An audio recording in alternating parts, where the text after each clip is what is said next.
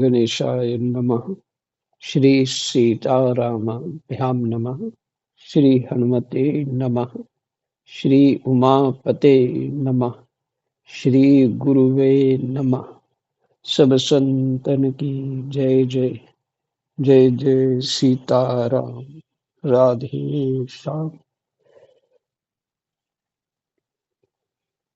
एकादश स्कंद 21वां अध्याय।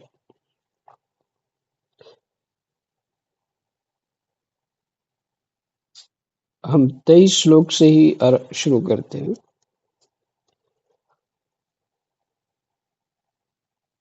भगवान श्री कृष्ण उद्धव जी से कह रहे हैं, उद्धव जी, यह स्वर्गादि रूप फल का वर्णन करने वाली श्रुति मनुष्यों के लिए उन उन लोकों का परम पुरुषार्थ नहीं बतलाती। कर्मकांड जो 80,000 श्लोक वेदों में है,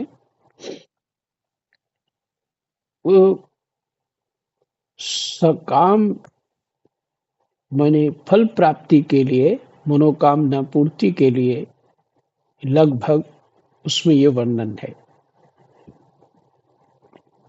और ऐसा मानो ज्ञान के कुछ 15,000 के आसपास होंगे और भक्ति के तो 5,000, ऐसा कुछ परसेंटेज मान के चलते हैं।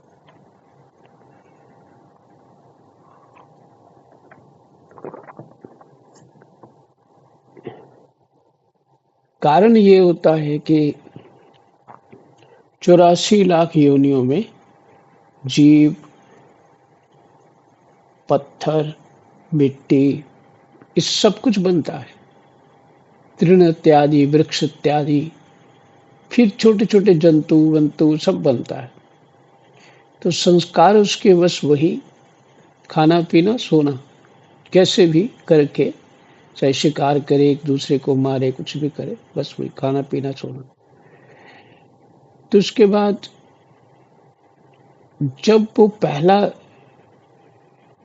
उसमें जो वर्णन है पुराण में, फिर वो शूद्र की श्रेणी में आता है। तो उसमें क्या होता है, उस स्वभाव भी रहता है जीव का। लेकिन अगर वहीं से भगवत प्राप्ति करनी है तो बस संत सेवा या जो शास्त्रों में वर्णन है सेवा करने से, बुद्धि चलाने से नहीं होगा। उनको बुद्धि तो उनकी चलेगी उसमें, लेन देन में, व्यवहार में, गुण दोष में चलेगी। लेकिन वो आध्यात्मिक बुद्धि जो ज्ञान अंदर हुआ, वो केवल होगा जो शास्त्र बता रहे, उसी के अनुसार कह रहा हूं। वो होगा भावना से, श्रद्धा से, भक्ति से। तो इसके लिए उनको सेवा कहा गया कि उनके लिए जो धर्म है वो सेवा है। तो सेवा करते हैं और वो वही उत्तम गति प्राप्त कर लेते हैं। क्योंकि मैंने आपको कल परसों भी बताया, शूद्रों का जीवन साधु जैसा जीवन है। जो अब तो वो नहीं रहा, कलयुग में तो ऐसा कुछ नहीं रहा। पहले जो जीवन था साधु जैसा जीवन, उसमें बड़े बड़े सिद्ध भी हुए हैं। बड़े बड़े सिद्ध भी प्रसंग पुराणों में बहुत सारे हैं। तो उनको तप इत्यादि के लिए नहीं कहा गया। तो तप क्यों नहीं, देखिए चित्त में संस्कार साफ नहीं हुआ ना, अभी चित्त शुद्धि नहीं हुई, मन शुद्ध नहीं हुआ है? और मन बुद्धि चित्त अहंकार कुछ शुद्ध नहीं, ज्ञान नहीं हुआ। तो अगर वो पूजा पद्धति को पकड़ लेंगे तो उनकी मनोकामना पूर्ण हो जाए, होने लग जाएगी है? तो जो माँ बाप की तरह ऋषि मुनि शास्त्र भगवान की वाणी है, वो सबकी केयर करते हुए यही बोलते हैं कि तुम्हारे योग्य क्या है, तुमने अगर इधर से ही भक्ति प्राप्त करनी तो ये कर लो, तुम ऐसा कर लो। तो अधिकार को देख करके उनको साधन दिया जाता है। वो सारा साधन भक्ति प्राप्त का होता है। वो संस्कार बन जाता है। फिर क्रम अगर कोई भक्ति को नहीं पकड़ता तो सेवा के द्वारा नारद जी पहले क्या थे, वो एक दासी कह लो, ब्राह्मणों के घर रहती थी और सेवा करती थी। तो वो सेवा करते करते नारद जी बड़े सुशील स्वभाव के थे। उसके पुत्र पिछले जन्म में नारद होने से पहले संतों की सेवा में लग गए। उससे उससे फल क्या प्राप्त हुआ? ब्रह्मा के पुत्र हो गए। उनके घर में, उस ब्राह्मण के घर में संत लोग आते थे, तो ये बच्चा उनकी जो जो कुछ भी छोटी मोटा काम होता वो कर देता, और उसकी माँ सेवा इत्यादि करती थी। ये फल प्राप्त हुई। उन्होंने युक्ति से उनको, नारद जी को बात बता दी, और उस बालक को, नारद जी को नहीं, उस बालक को एक बार भगवान की झलक भी हो गई। और उसके बाद भगवान ने कहा इस जन्म में नहीं दर्शन होगा। फिर वो उसके बाद तो सीधे ही ब्रह्मा जी के पुत्र हो गए। आप विचार करिए। और नहीं, अगर ऐसा नहीं हो पाता तो वो उसके, देखिए कोई विद्यार्थी इत्यादि यहाँ संतों के यहाँ के सेवा करते, पढ़ते भी है, सेवा भी करते। जो पढ़ते और फिर सेवा में लग जाते, कुछ सालों बाद उसी आश्रम का महंत ही उसको बना देते। आया तो वो सेवा करने के लिए, तो गुरु जी के पास रहूंगा तो सेवा करूंगा, और जीवन लाभ भी होगा, सत्संग भी प्राप्त होगा, नहीं तो जो प्रारब्ध होगा वैसा होगा। ऐसे करके वो आते हैं बहुत सारे विद्यार्थी, और लाभ क्या हो जाते हैं? वो गुरु लोग देखते हैं इसमें योग्य कौन सा है, तो उसको वो, जो अपनी कोई सेवा हो खास वो उस तरह की, तो सबको वो उस सेवा को दे देते हैं, योग्य को। तो फिर वो जब उसकी योग्यता बढ़ती जाती है तो उसको एकदम महात्मा उसी को आश्रम देके चला जाता है। क्योंकि इनकी तो कोई, महात्मा को तो ये नहीं होता कि अपना पराया वाली बात नहीं होती। महात्मा ने महात्मा को ही देना होता है। बस योग्य व्यक्ति वो देखते रहते हैं, चाहे कितने बड़े बड़े अरबोपति आश्रम क्यों ना हो, उनमें भी ऐसा ही चलता है। आप तो ये सब बातें जानते हैं। कहाँ वो सेवक भाव से आया था, और कहाँ वो उसका स्वामी बन गया। तो किससे बना? सेवा से।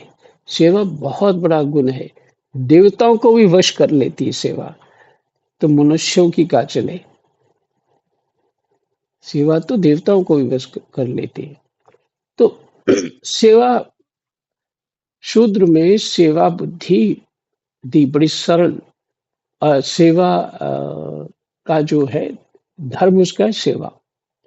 वो करता है तो अपने लक्ष्य पे पहुंच जाता है। अब जो है वैश्य को, जो वैश्य शरीर, उसका स्वभाव ऐसा है, लेन देन करना, लाभ हानि की विचार करना। तो उसका धर्म क्या है? दान करना।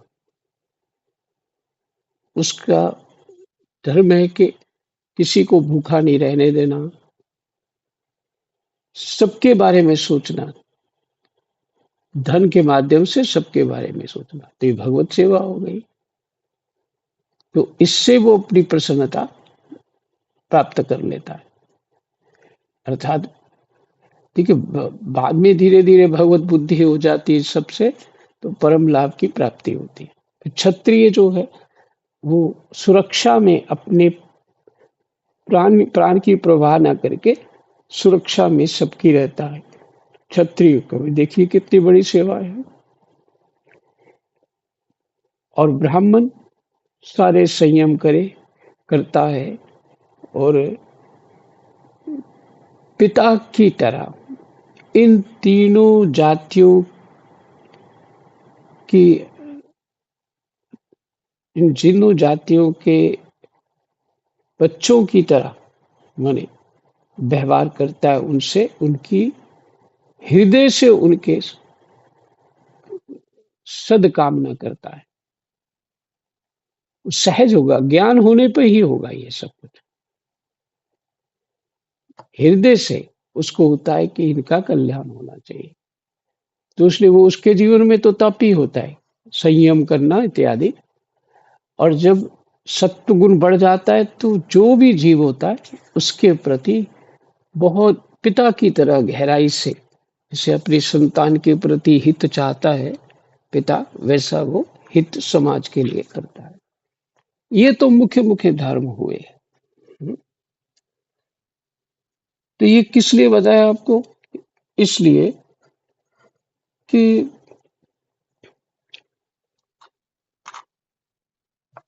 ये जाति हमारे लिए अनिवार्य है, ये एक अधिकार है, योग्यता है।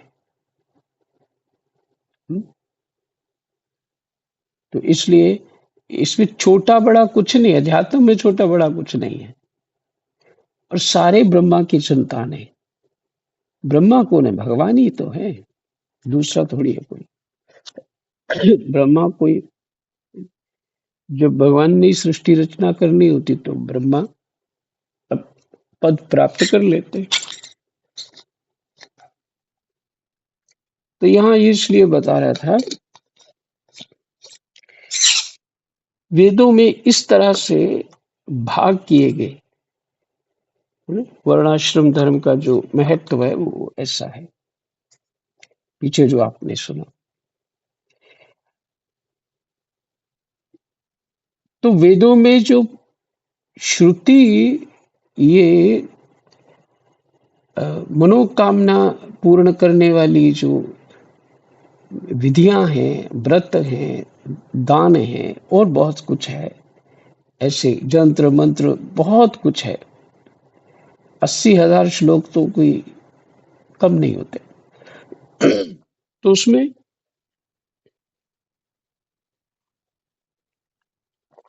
मनोकामनाएं पूर्ण होती है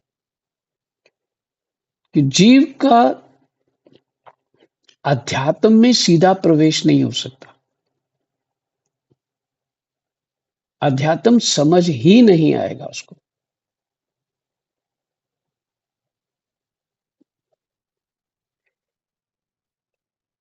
कहना तो नहीं चाहिए, फिर भी मैं आपके बात समझाने के लिए ऐसा बोल रहा हूं कि जो समझ में आ जाता है ना, वो सम वो को कैसे बता सकता हूँ।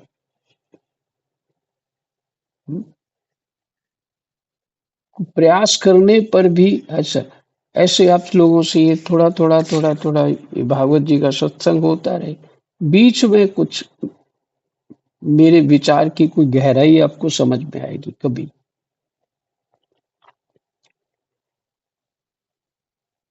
तो कुछ ऐसा होता है, जैसे मुझे तो ऐसा लगा कि हाँ, मेरा जो मैं एक स्टेप चढ़ गया हूँ, ऐसे फील हुआ मेरे को। जैसे हम मुझे कुछ समझ में आ गया है। अब किस तरह से बोला नहीं ना तो बोला जा सकता है, क्योंकि बात ही बिल्कुल विचित्र है। तो उसी कारण से ये कुछ जो भागवत जी है वो सरल हो गया समझना, कि इसका पीछे भाव क्या है, भागवत जी का भाव क्या है, सार क्या है, तत्व क्या कहना चाहते हैं ये। तो इसमें जीव ऐसे ऐसे कुछ ना कुछ पिछले जन्मों का ये जीव करता आता है, किसी न किसी। नारद जी का देखो, संग हो गया। उन जो बाहर से चतुर्मास करने के लिए उस ब्राह्मण के घर में दूसरे ब्राह्मण आए थे, तो नारद जी का कोई कैसे भगवत कृपा से उनका संग हो गया, उनकी बीच-बीच में अच्छा बालक ये उठा के ले आओ, वो कर दो, ऐसा कर दो और फिर वो पास में चुपचाप बैठे रहते, उनको देखते रहते, ये क्या कर रहे हैं? उन्हीं में चित्त लगा रहा उनका। तो बाद में उस बालक की सौम्यता और सब स्थितियां देख के उन ब्राह्मणों को बड़ी दया आई और उन्होंने उनको भगवत भजन में कुछ समझा दिया। वो वही जाने उस छोटे से बालक को क्या बोला। और वो निर्भय होकर के जब माँ उसकी माता की मृत्यु होगी वो चला गया और निर्भय हो गया और कहीं वन में जाके वो ध्यान करने लगा भगवान। तो ये बात इसलिए समझा रहा हूँ कि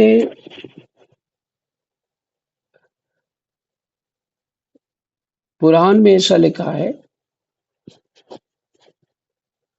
कोई साधारण तरीके से कोई रहता है कि यही जीव ब्राह्मण होके भी अगर उसने अपना कल्याण नहीं किया तो फिर ब्राह्मण होके फिर वो शूद्र बन जाएगा। अगर 84 लाख योनियों में वो उसने प्रवेश हो गया उसका किसी पाप कर्म के कारण, तो फिर उसको वही स्टेप है, फिर शूद्र होना है, फिर वैश्य होना है, फिर क्षत्रिय होना है, फिर ब्राह्मण होना है। वो साधारण है बिल्कुल। एक तो एक एक हजार जन्म लेने पड़ते हैं, फिर जाके उसका विकास होता है, वहां फिर आगे बढ़ता है, अगले नेक्स्ट नेक्स्ट जाति में आता है। और जिनको इस तरह से भगवत सत्संग कृपा प्राप्त किसी भी जाति में खोज प्राप्त हो जाए, वो सीधा ही उस लक्ष्य को प्राप्त कर लेते हैं। तो हाँ, जाति का कारण ये नहीं है कि छोटा बड़ा, ऐसा नहीं। जाति का कारण है अधिकार, योग्यता, विचार करने की कितनी, कौन सा काम कोई कर सकता है, इस भाव से।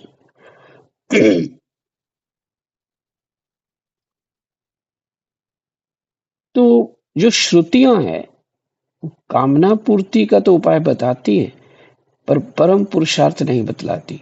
परंतु बहिर्मुख पुरुषों के लिए अंतःकरण शुद्धि के द्वारा परम कल्याण में मोक्ष की विवक्षा से ही कर्मों में रुचि उत्पन्न करने के लिए वैसा वर्णन करती है। ये जो फल श्रुति होती है किसी पाठ की या किसी कर्म की या तंत्र विद्या मंत्र विद्या, जो भी इसकी फलश्रुति होती है, वो इसलिए कि संयम में जीव को, अच्छा किसी को पता लगे कि हमें 2 साल अगर ऐसा मंत्र जाप करूंगा तो इतना नियम होगा, इसमें ये करना है, तो 2 साल तो संयम किया उसने, उसको फल मिला, पर संयम करने का अभ्यास पड़ गया। अब जो संयम हुआ उसका परिणाम क्या हो गया, जिसको पता लग गया कि संयम से होता है, तो फिर जो और वस्तु पानी होती है वहां भी वो संयम करता है। तो वो आके कहाँ पहुंचता है, यही भगवान के भजन का संयम में जो संयम की आवश्यकता है उसको आसान हो जाता है, तो भजन में लग जाता है। तो ये शुरुआत जो है ऐसे ही होती फलश्रुति से।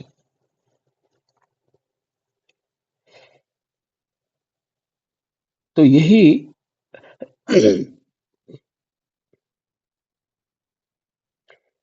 कारण है।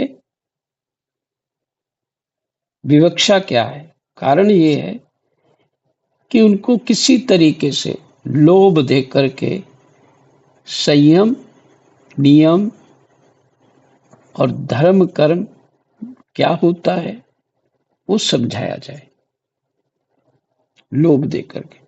जैसे बच्चे को बोला जाता है कि तू बीमार है, तू गिलोय पी ले, तू कहता है नहीं पियो, कड़वी होती है। तो माँ कहती है कि तुझे बल आ जाएगा, चोटी बढ़ जाएगी, ये हो जाएगा, ऐसा हो जाएगा, तो बच्चा कहता अच्छा, तो फिर मैं कर लेता हूँ। फिर कड़वी दवाई पी लेता। और लाभ किसको होता है? बच्चे को। बस बिल्कुल ऐसा ही शास्त्रों में वर्णन है, जो फलश्रुति है। पर जिनको सत्संग सुनते सुनते सुनते बात का मर्म समझ में आ जाता है, तो वो फल श्रुतियों वाले चक्कर में पड़ता ही नहीं। वो तो वैराग्य, ज्ञान और भक्ति की सीमा में आकर के वो श्रेष्ठ गति को प्राप्त हो जाते हैं।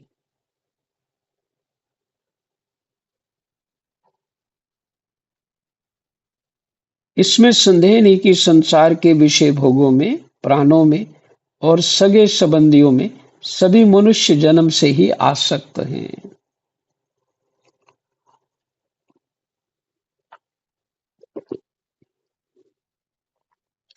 शरीर मिलते ही जीव इन सब में आसक्त हो जाता है। और प्राणों में मतलब कि मैं मरूं ना। और उन वस्तुओं की आसक्ति उनकी आत्मोन्नति में बाधक एवं अनर्थ का कारण बन जाती है। ये आसक्ति रूपी मिट्टी जब मणि के ऊपर पड़ जाएगी, आत्मा रूपी मणि के ऊपर, तो वो ढक जाएगा, ज्ञान लोप हो जाएगा, अपने आप को बेचारा मानेगा कि तो मैं तो कुछ नहीं जानता हूं, मैं बड़ा गरीब हूं, ना मेरी बुद्धि काम करती है। क्योंकि उसने आसक्ति रूपी जो मिट्टी है ओढ़ रखी है, ऊपर डाल रखी है। और कोई हटा देगा तो कैसे हटेगी? सत्संग सुनेंगे तो आसक्ति हटेगी। ये औषधि, सत्संग रूपी औषधि ही काम करती हो।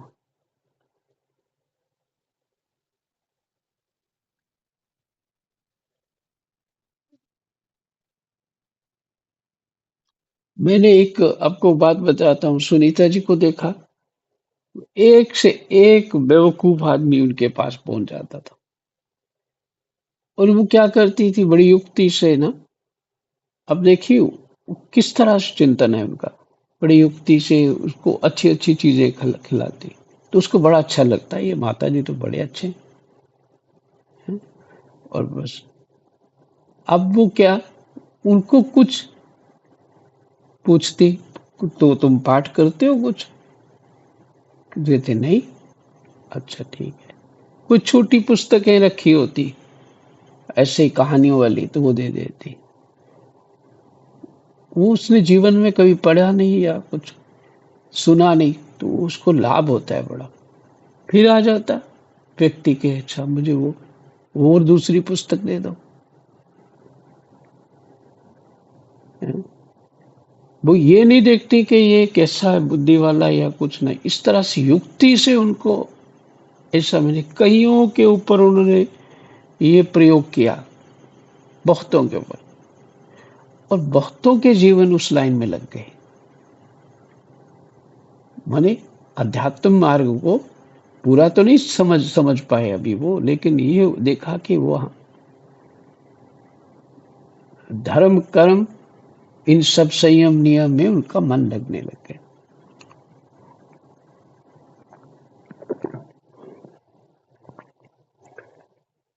ये समर्थ मैंने उनके अंदर देखा।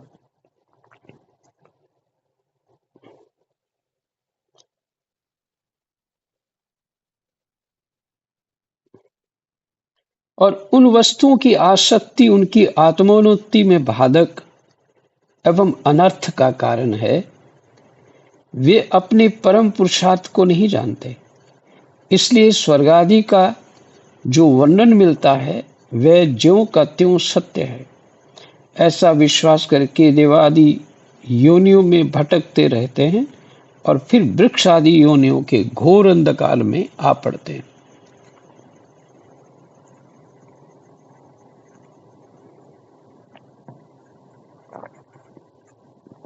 इसके कारण आसक्ति के कारण।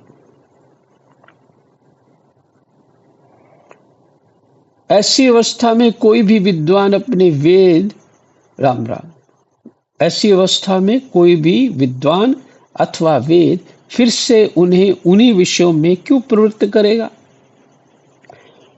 कोई ज्ञानी होगा, कोई समर्थ होगा, या वेद मैंने भगवान की वाणी, वो विषयों में क्यों प्रवृत्त करे? सच ये है कि वो विषयों से निकालना चाहते हैं। और लोभ किसका दे रहे हैं?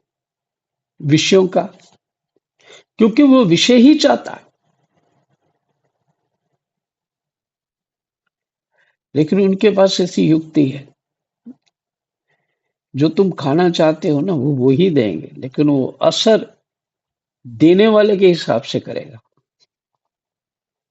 किस भाव से उसने दिया। ये है उन महापुरुषों की युक्तियां।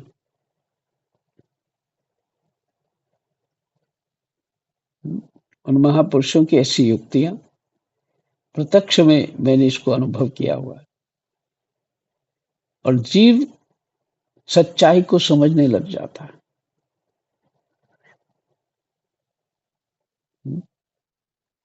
कि मैं आसक्त हूं, मैं इन वस्तुओं के अधीन हूं, मैं स्वतंत्र नहीं हूं। मैं एक अच्छा सा घर बना लूं, अच्छी सी गाड़ी ले लूं, क्या होगा? घर बना लिया, अब घर की चिंता पूछते रहो सारा दिन। कितनी मुसीबतें खड़ी है, कोई आ नहीं रहा सफाई करने वाला। कितना रुपया खर्चे, सब खराब कर दिया। किसी ने ये गिरा दिया, किसी ने वो गिरा दिया। दुखी होता रहता। आसक्ति बढ़ती जा रही है उसको घर के साथ, अपनी स्थिति के साथ, अपने प्राणों के साथ, और किसी को अधिकार भी नहीं अपना देना चाहता।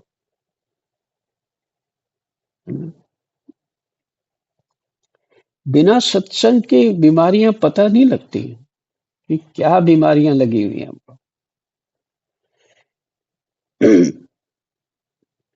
तो महापुरुष किसी को तो मेरी तेरी कामनाएं सारी पूर्ण हो जाए, जो चाहता है, ये कैसे दे सकता है? वो सिर्फ अगर थोड़ा सा कुछ ऐसा दिखा भी देता है ना, तो सिर्फ उधर लगाने के लिए, भगवान में लगाने के लिए कोई चमत्कार दिखा देता है, लेकिन वो देना नहीं चाहता। तुम्हें इन सुखों का कोई भंडार देना नहीं चाहता। तुम्हारे विषयों को रचने पचने में, उसी में डूब मरने के लिए वो व्यवस्था नहीं करेगा। दुर्बुद्धि लोग कर्मवादी वेदों का ये अभिप्राय ना समझकर कर्मासक्ति वश पुष्पों के समान स्वर्ग आदि लोकों का वर्णन देखते हैं।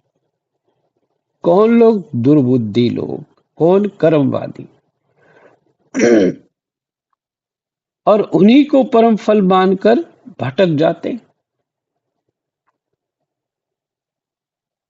उन्हीं को परम फल मान करके भटक जाते हैं।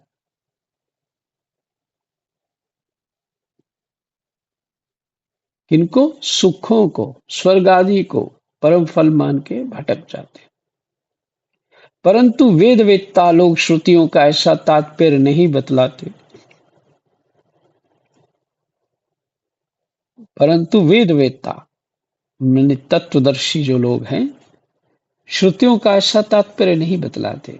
विषय वासनाओं में फंसे हुए दीनहीन लोभी पुरुष रंग बिरंगे पुष्पों के समान स्वर्ग आदि लोगों को ही सब कुछ समझ बैठते हैं।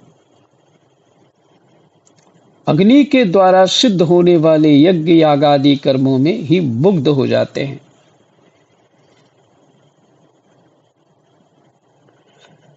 बस ये सब यज्ञ याग आदि करेंगे और फिर क्या होगा? स्वर्ग मिलेगा। उन्हें अंत में देवलोक पितृलोक आदि की प्राप्ति होती है। दूसरी ओर भटक जाने के कारण उन्हें अपने निज धाम आत्म पद का पता नहीं लगता। आत्म पद का पता नहीं लगता,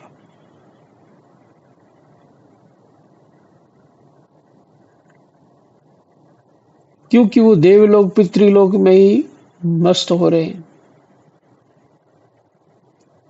प्यारे उद्धव, उनके पास साधना है तो केवल कर्म की, और उसका कोई फल है तो इंद्रियों की तृप्ति। उनकी आंखें धुंधली हो गई हैं। इसी से वे यह बात नहीं जानते कि जिससे इस जगत की उत्पत्ति हुई है, जो स्वयं इस जगत के रूप में है,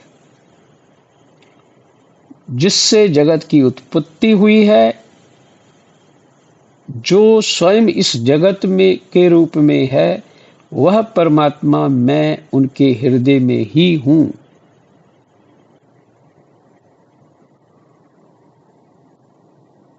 वह परमात्मा मैं उनके हृदय में ही हूं। यदि हिंसा और उसके फल मांस भक्षण में राग ही हो, किसी का हिंसा करने में और मांस भक्षण में जिसकी आसक्ति राग हो चुका है, उसका त्याग ना किया जा सकता हो, तो यज्ञ में ही करे, उसका यज्ञ करे। ये परिसंख्या विधि है। स्वाभाविक प्रवृत्ति का संकोच करवाना है। वही जो आपको दृष्टांत दिया कि कोई 5 डिब्बी पी जाता है सिगरेट की, दिन भर में 10 पी जाएगा, लेकिन उसको बोला जाता है कि नहीं, 2 पीना 10 वाले को, तुझे लाभ होगा। ऐसे नहीं, ऐसा करना ठीक है, तो उसको वहां 2 पे ले आते, किस लिए? उस संयम करने की आदत बन जाए, फिर बाद में छोड़ा देते उसके।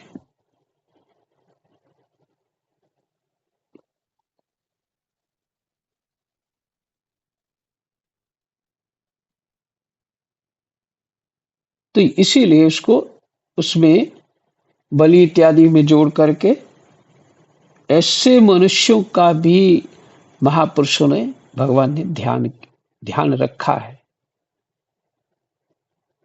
ये उनकी दया है भगवान की।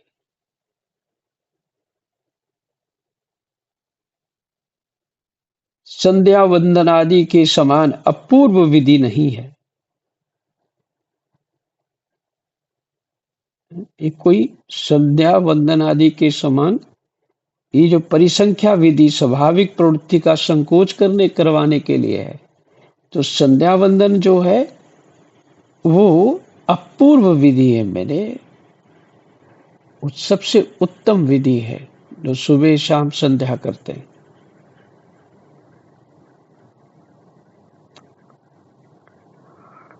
इस प्रकार मेरे परोक्ष अभिप्राय को ना जानकर विषय लोलुप पुरुष हिंसा का खिलवाड़ खेलते हैं और दुष्टतावश अपनी इंद्रियों की तृप्ति के लिए वध किए हुए पशुओं के मांस से यज्ञ करके देवता, पितृ तथा भूतपतियों का यजन का ढोंग करते हैं।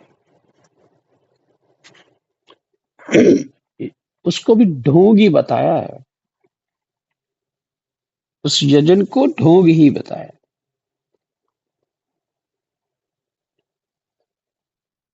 चाहे वेद ने परिसंख्या कहा हो, लेकिन उस यजन को भी ढोंग ही कहा। ढोंग ही हुआ, क्योंकि वो सही कर्म है ही नहीं, दिखाने में धर्म है।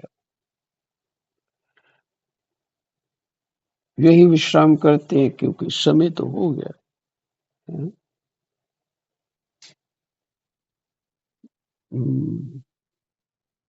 ठीक है। कृष्णाय वासुदेवाय हरये परमात्मने प्रणतः क्लेशनाशाय गोविंदाय नमो नमः। जय जय श्री